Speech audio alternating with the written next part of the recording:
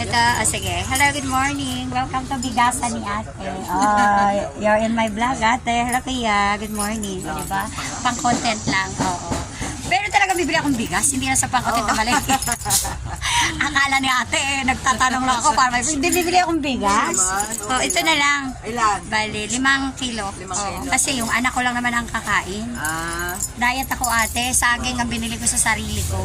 Ayaw mo lang mga red rice, black rice. Ayoko din, rice ba din yan? Oo, saging lang ako. Na, yung saba, gano'n. Saba po. Ayun, namili po ako. Nilalagay. Madami. Doon no, sa kabila. Suki ako dyan sa kabila.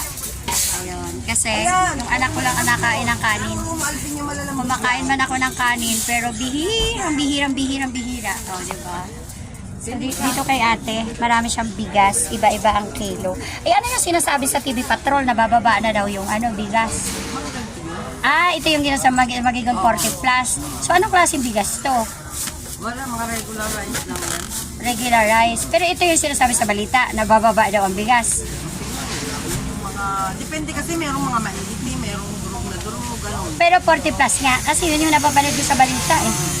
Oh, kasi ako, siguro, in this year, first time ako bumili ng bigas sa palengke. Dahil doon sa may amin, may mga wholesaler din naman na tindahan. Kaya lang, nagkataon na namalengke ako, ipagsabay-sabay na. Pero ano masasabi doon sa 20 pesos ang kilo ang bigas? Hindi talaga ito totoo? Wala. Ano lang yun, parang sabi-sabi lang para iboto, ganon. Ay, hindi ko alam. Basta, wala naman lumabas na gano'n na 20. Pero ito talaga, ito yung sinasabi sa TV na magiging mura daw, maging 40 plus. Kaya lang, sinisisi kayong mga nagtitinda kasi daw ayaw nyo pang ibaba dahil na malulugi daw kayo. Teka lang kuya, magkano po lahat? 260 ma'am. 260. Bakit po? Purang binabayaran ko. Bumili ako ng saging, 265. Bumili ako ng gulay, 260. Ito din yan, 260. Ba't puro kayo 260 yung mga bill? Nag-usap ba kayo lahat? Dali lang po, ilapag ko lang yung aking camera para makakuha ako ng bayad. Kuya, hawa kami yung camera ko. Para ako, kuna mo, kunyari cameraman kita. Oo, diba? Iwag yung bigas, ako.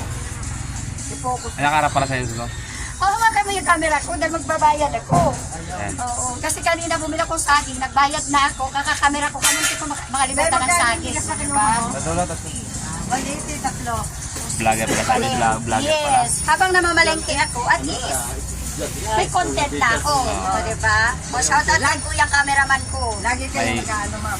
Oo, kung gusto nyo, i-follow nyo ako. Ayan. Anong pangalan? Matet Jane de Maano po. Hello, shout out sa aking mga friends and followers. So, dito po ako sa Bigasan ni Ate. Ano pangalan ng Bigasan, Mate?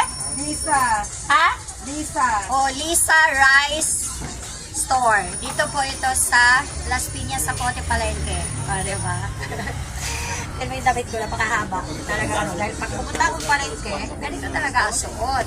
O, diba? May instant cameraman ako. Mamaya, bago matapos ang aking video, papakita ko yung cameraman kong mabait. Ano yung page niya? Ano yung page niya?